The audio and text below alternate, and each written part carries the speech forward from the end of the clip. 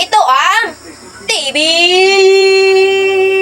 Patlor, ang iyong taglilingkod ng buong may kapal. Bow.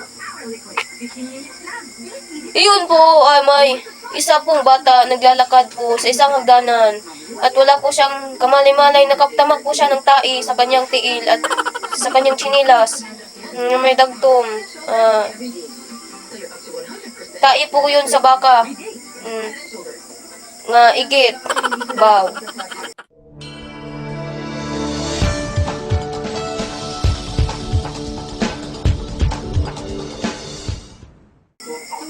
So ayan po guys, may bago pong balita ngayon. Isa pong bagyong Christine nang umabot sa isang Visayas, Eastern Samar at Eastern Asia na pinamagatang Southeast Asian of Novelas. Ito po ang na makikita ninyo.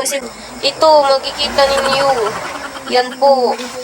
Kung hindi nyo makikita, okay lang yan kasi may mailaw naman ang dumadagdag nito sa isang banda. At ito namang bandang to ay pinangalan na nating Enzo Arnel E. Enzo Mabaligutin. At saka may paparating pong hangin-hangin dito sa isang ceiling fan hangin-hangin na papuntang ito sa Luzon ng Karagatang Pasipiko na dumadaloy na papuntang ubos-ubos. Dumidiretso po ang bagyong ito at may aso po ang alaga na magbabantay. Ipapakita ko lang po mamaya tatapos ng balitang ito. Ito po ay naglilingkod Christine Joy Makabalig Mayjoy. Balik sa iyo, kababayang makautog. Salamat Makabalig Tingting. Ayun po ay isang bagyo po. Salamat sa mga naririnig niyo. Yun po ay saan makatulong bagyong iyon Christian. Wow. So ngayon, may isa pong lalaking nabiktil. So yun po, mga kababayan, may isa pong lalaking nabiktil. Dahil iniwan po siya ng kanyang asawa. Dahil hindi po sila nagbabalik kasi bahubila. Ngayon, itatawag po natin si kababayan ay Mr. Bungot. Oo, narinig kita, Mr. Palautog.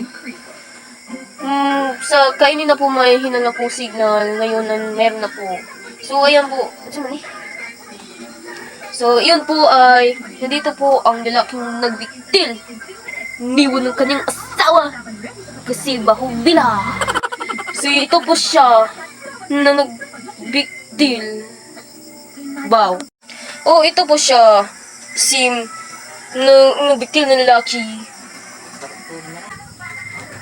Iniwan ako ng asawa ko kasi baho ako bilat.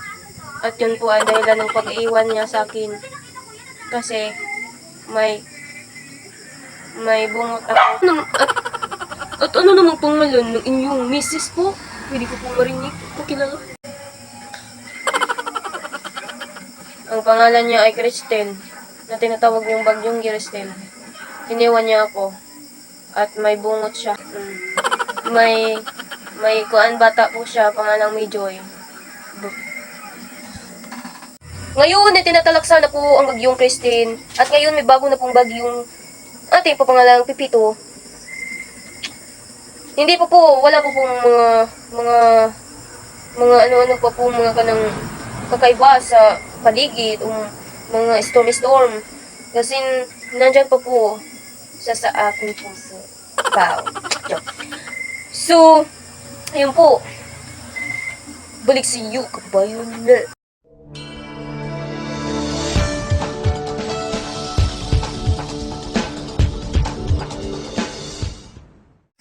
Ayun po guys, papakita ko na po ang aso ko na ipapangalan ko nito ay pinangalan ko itong dog style. Pero ang itatawag ko sa kanya ay asong iro. Ito po siya.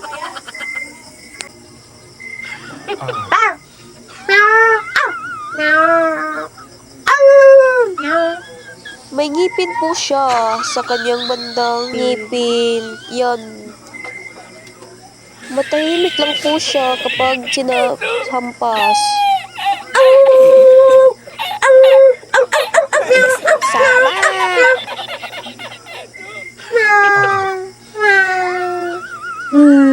Nakita na po ninyo ang iro ko na pinangalanan kong asong iro. Balik sa'yo, Mr. Palauto. Salamat sa balita mo, Mr. Bungot. At so ngayon tapos na ang TV Patlor. Ngayon isusunod naman natin ang advertise.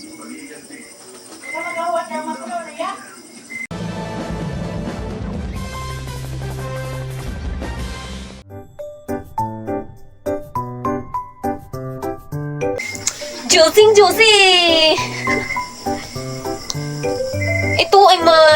Ito ang isang pahamok na Juicy, pinangalan ng Juicy. Ito ay made in China, Japan, Korea, Philippines. May sugar portion, exciting collection to tickle your insides while cupping your pashish. Increases sa kuhulol. This kumikitikis akskit Asia, Philippines. UC only. Ito, pwede pang importante ni sa magamit po din sa kanang bahog ilog. Pwede ni pangumot sa nang magawas ka, maskwila ka, o pwede din si Jam. Pwede si Tiil, pwede mo, sudaan. Juicy kulon. Ito po, Ma'am Charo, ang mainit barangay Pintuyan sa Uniliti. Ayan, magagandang taunin at ito ang wakwak sa mainit. Ha ha ha. Na, siyang wakwak na palautog pa.